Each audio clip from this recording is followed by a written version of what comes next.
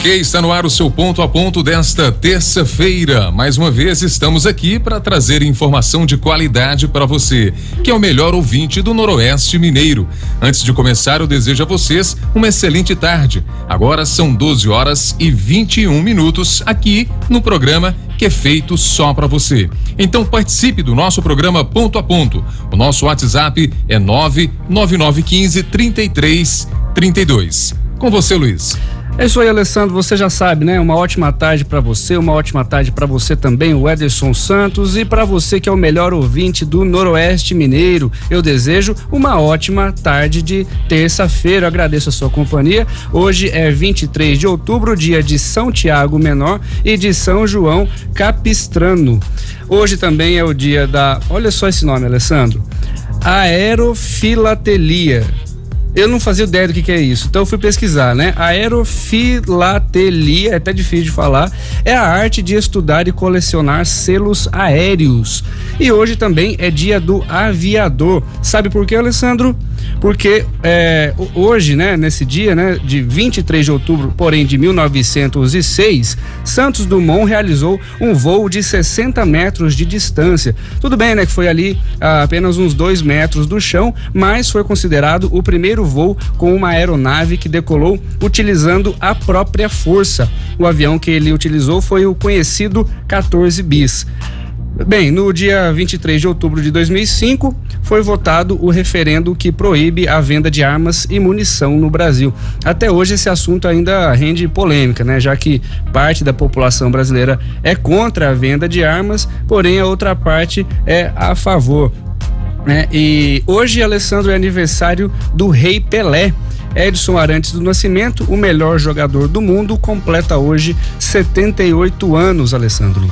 Luiz, você sabe por que ele é um dos melhores jogadores do mundo? Não por ter marcado tantos gols, né? Pelo talento. Se você assistir, né, os jogos de Pelé, os jogos antigos, né? A década que ele jogou bola, é impressionante a habilidade. Realmente o pessoal, os argentinos não admitem, né? Eles falam que o Maradona é melhor, mas eu não sei, eu acho que o Pelé foi melhor. É um astro, né, do futebol. Realmente, até pelo número de gols mesmo já prova isso aí. Ok, muito bom. Hoje aqui no Ponto a Ponto nós vamos falar sobre o Conselho Municipal de Saúde Alimentar. Nós temos aqui no nosso estúdio, já estão aqui presentes, né? São os 2 entrevistados que vão falar daqui a pouquinho sobre esse assunto, que é extremamente importante para a nossa população. Olha, para você participar deste bate-papo, basta mandar uma mensagem aqui para o nosso WhatsApp, né? Você já sabe, o nosso número é 99915-3332. Mas antes de batermos aí um papo, né, gostoso aí com esses convidados, nós vamos para um rápido intervalo. É coisa rápida, então não saia daí. Ok, agora são 12h25, já estamos de volta aqui no seu Ponto a Ponto, onde a informação é apurada e de verdade. E desde já, um grande abraço para você que está aí do outro lado nos ouvindo. E não esqueça, o nosso WhatsApp é fácil, 99915-3332. O Instagram é Ponto a Ponto PTU. Lembrando que no YouTube você acompanha as edições que já foram ao ar. Bom, agora a gente conversa aí com o Joaquim Carlos, ele que está presidente aí do Conselho de Segurança Alimentar.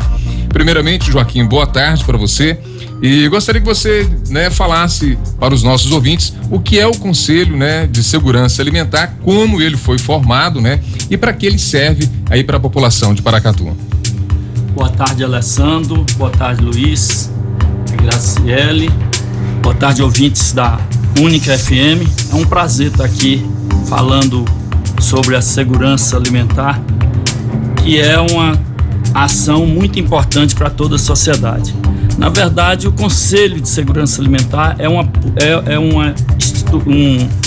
ação criada pelos movimentos sociais, na verdade, que se torna leis. O Conselho foi criado para combater a insegurança alimentar, na verdade, né? E desde o nível nacional até nível municipal. É uma política pública. Infelizmente, ainda na maioria dos municípios brasileiros, ainda não conseguiu seguir as demandas, né, da criação do Conselho, que é uma política pública e de legislação nacional, estadual e municipal. Existem, inclusive, algumas regras para que o município receba recurso federal que tenha o Conselho de Segurança Alimentar.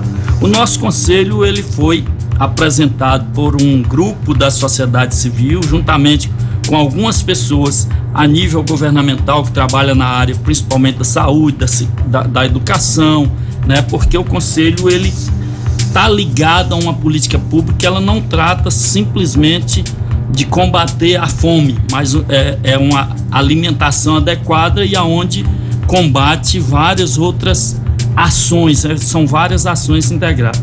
Aqui em Paracatu, a lei foi criada em dezembro de 2014 pelo então prefeito Olavo Condé, com a nossa discussão, foi uma discussão muito ampla que nós tivemos, na verdade, desde 2009, a gente vem debatendo essa política pública em Paracatu e, felizmente, em 2014 foi criado a legislação, né? Do que se trata? A legislação, ela traz, né, dentro do seu corpo, justamente a proposta é que a sociedade civil como um todo integra as políticas públicas que vêm combater a desnutrição, combater a insegurança alimentar das pessoas vulneráveis nesse sentido. Nós sabemos que nós temos uma gama de pessoas que ainda sofrem desse mal de alimentação inadequada no nosso país e no nosso município. Mas na prática, Joaquim, como é que atua esse conselho, assim, para as pessoas que estão com esse problema da desnutrição, né, de uma insegurança alimentar? Como que o conselho atua em loco, né, direto com as pessoas que sofrem esse problema? O conselho ele atua em duas linhas. Uma, ele atua como fiscalizador da política pública e o outro, ele atua também como conciliador de uma política, de programas, de projetos para política pública municipal. Nós também temos a obrigação de fazer com que essa política, com que o governo municipal, no caso nosso aqui, governo municipal, conheça as necessidades de combate a isso, e de combate à fome, vamos falar, ou da desnutrição, mas para isso você tem que ter projetos e planos. O conselho tem um dos princípios do conselho é levar ao município propostas nesse sentido de organizar uma ação que combate essa insegurança. Joaquim, esse conselho foi criado, aí você explicou agora, né, pela necessidade, mas daria para o senhor explicar para o nosso ouvinte como é que é o cenário hoje, né, as pessoas aqui em Paracatu, porque eu estou perguntando isso porque é o seguinte, Paracatu é uma cidade que produz muito alimento, mas mesmo assim ainda falta alimento na casa da população? Luiz, essa pergunta ela é muito oportuna, né, porque nós embora, né, e aí a gente pode trazer Paracatu e fazer um cenário a nível de Brasil, que somos os maiores produtores, né, de alimento do mundo, né, mas infelizmente a distribuição não chega a todo mundo. Tem pessoas que têm muito, poucas pessoas têm muito e muitas pessoas têm pouco. Então existe, por exemplo, se você for analisar uma pessoa aí numa casa que tem 7 pessoas, por exemplo, né, e existe uma pessoa só trabalhando, você sabe que essa condição ela não vai chegar adequadamente a todos. Então, qual que é uma das competências do conselho? É justamente estar atento a esses acontecimentos, esses eventos e buscar ações que combatem essa desnutrição, essa alimentação inadequada. Essa fiscalização que o senhor mencionou, Joaquim, como é que ela funciona? O que é fiscalizado de fato? Na verdade, no caso nosso, do conselho, é de você estar atento aos alimentos oferecidos, principalmente a nível governamental, para as pessoas que necessitam.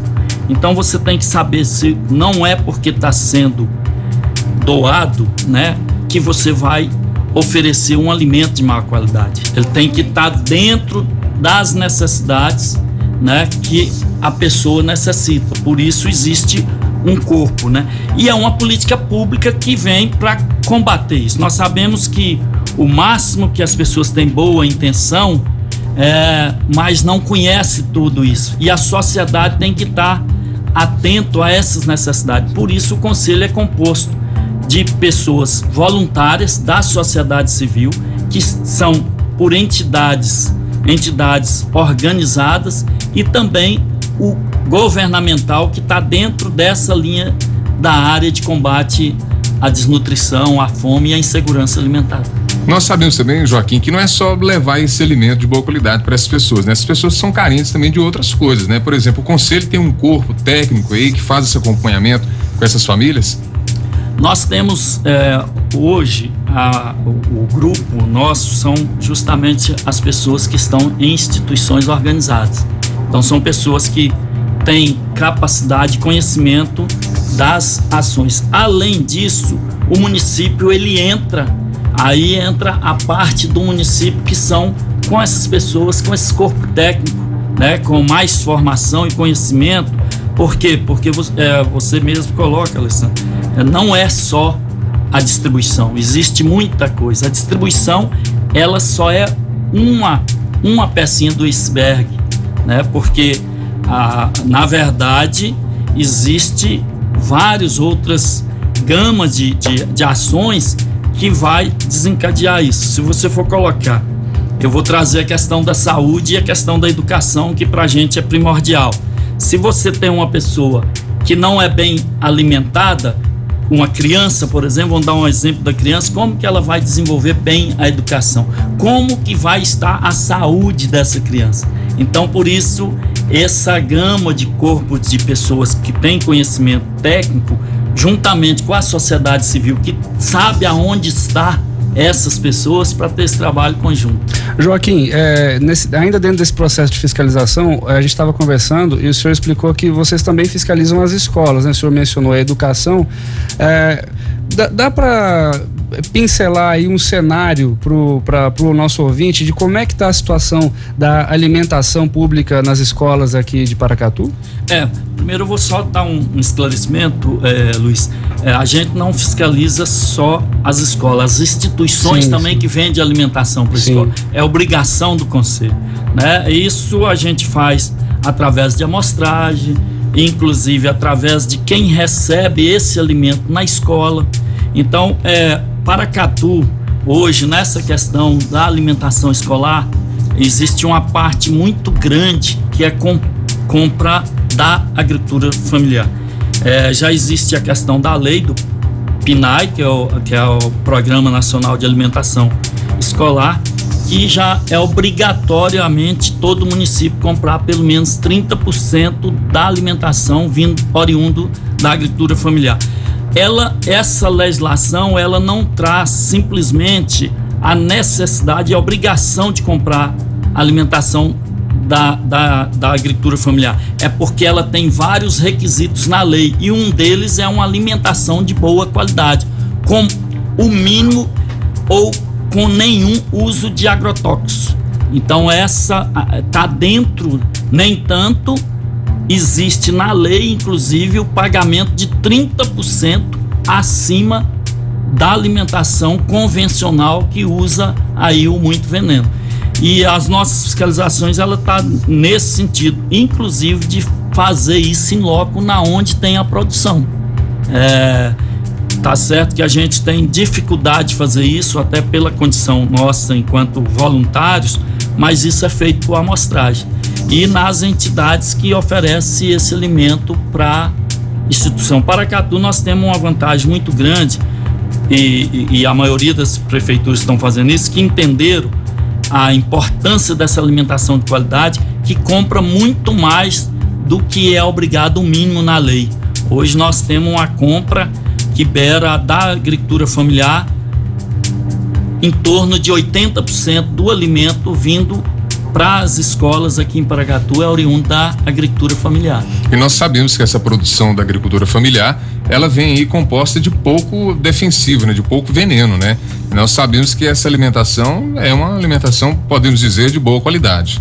É um trabalho que a gente tem feito de conscientização, Alessandro, que é na linha de conscientizar as pessoas, porque na linha do que a gente defende é que não usaria nenhum tipo de agrotóxico ou veneno, né? A gente prefere chamar de veneno porque para as pessoas entenderem que veneno mata. Então as pessoas são obrigadas a vender para as pessoas alimentar e sobreviver, não para poder alimentar e depois procurar a farmácia, o médico. Então a orientação nossa é porque existe muitos defensivos, e aí sim defensivos é feito através orgânicos, feito através da natureza, que combate, expulsa, né, muitos desses insetos que talvez danifica a alimentação e que traz uma alimentação saudável de boa qualidade.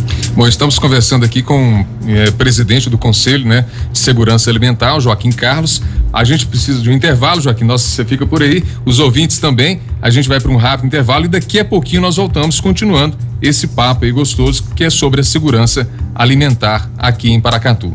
Não saia daí, a gente vai tomar uma aguinha e daqui a pouquinho nós estamos de volta.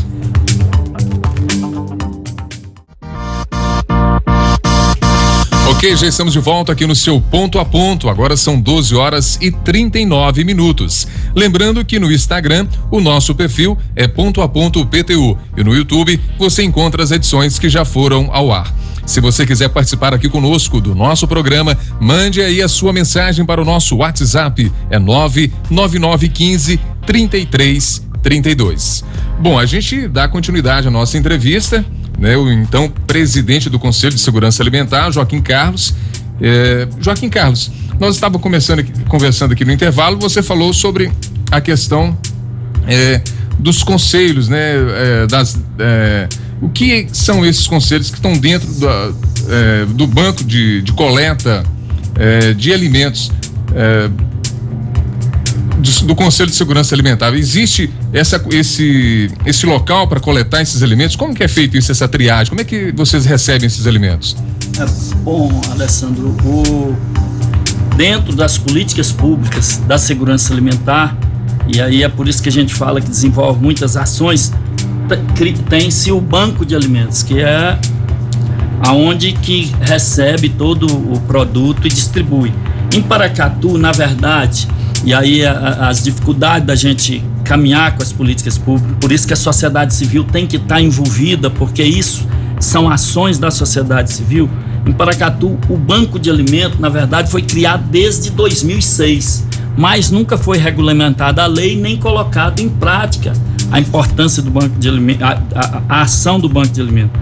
Em 2018, né, aí foi criado, não foi regulamentado o decreto, através do decreto de lei, né, a ação do banco de alimento, né, que hoje nós estamos atuando, né, dentro da ação da segurança alimentar com o banco de alimentos, que é uma das ações que está ligada ao Conselho.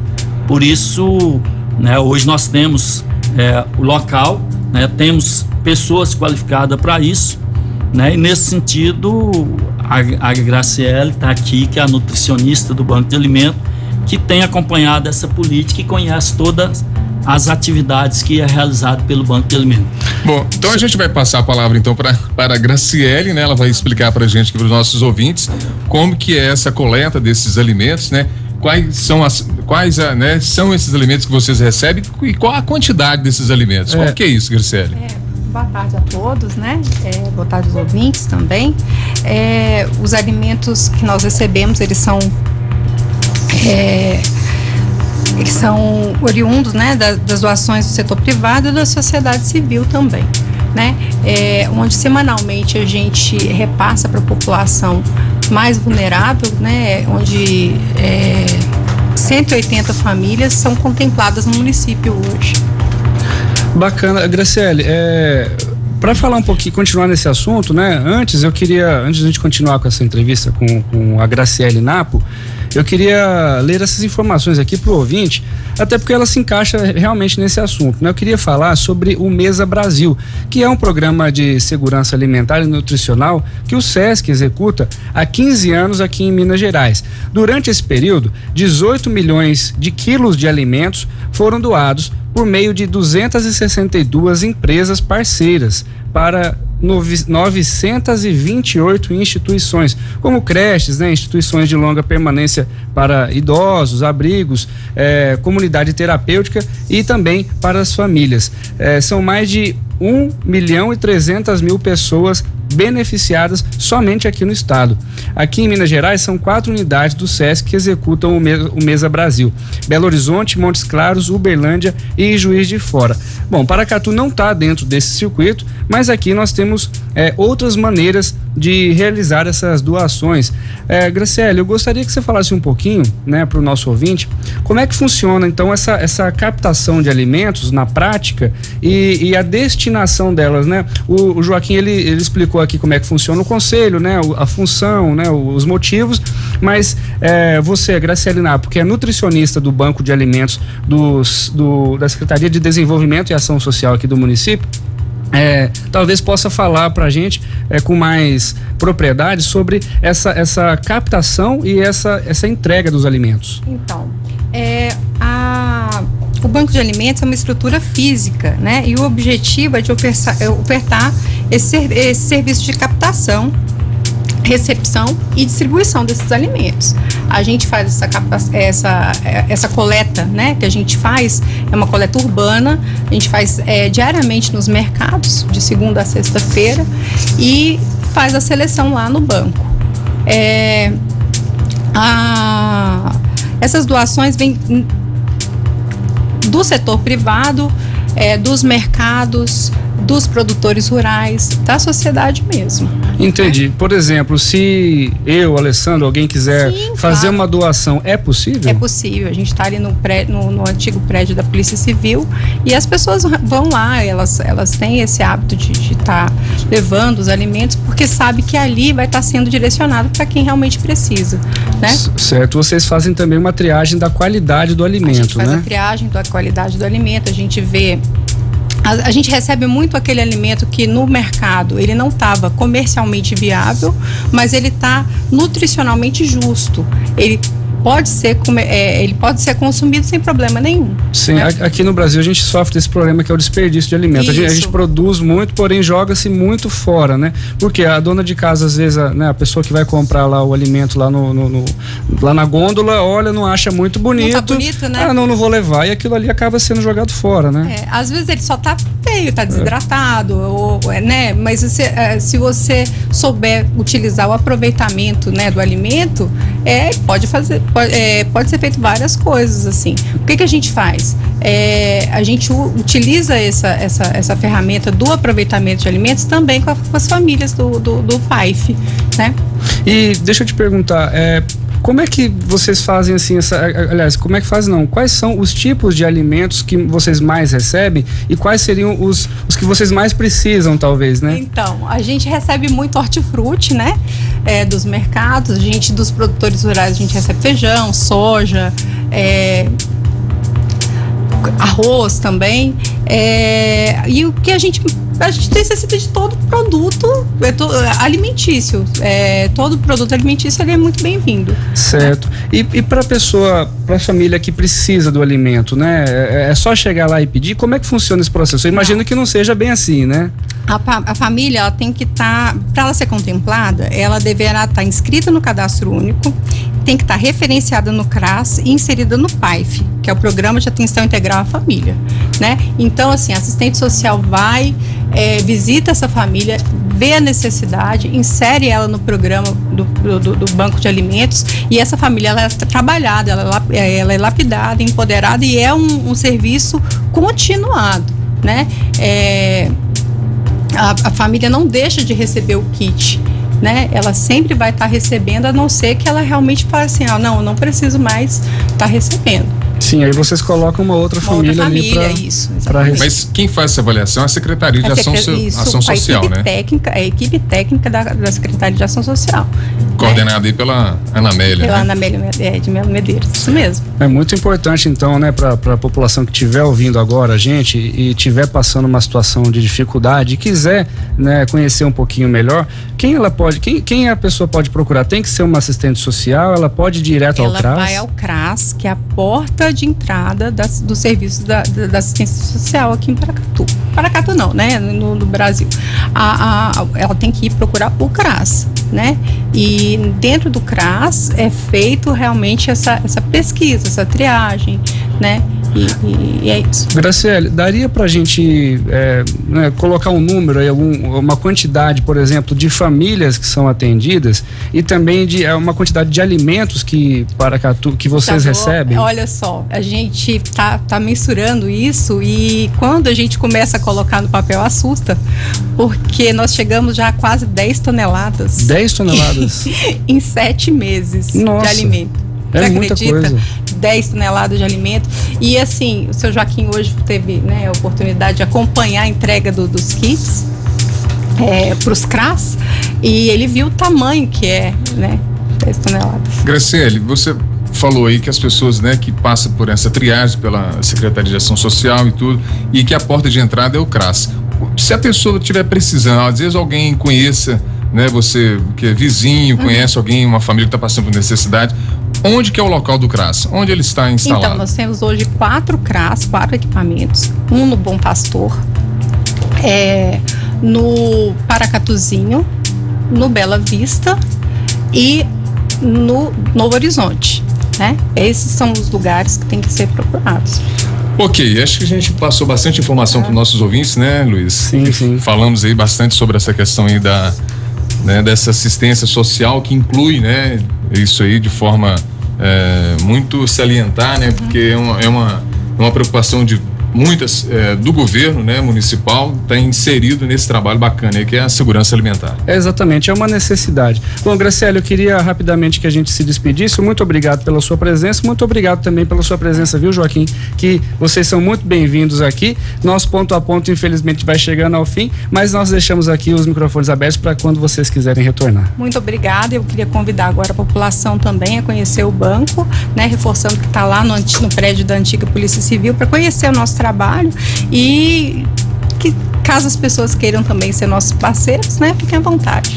Ok, recado dado, né, Luiz? Vamos embora, amanhã já estamos de volta. Nosso muito obrigado pela sua audiência e o nosso ponto a ponto vai estar de volta a partir do 12:20. Até Valeu. amanhã. Até amanhã. 92.5 FM.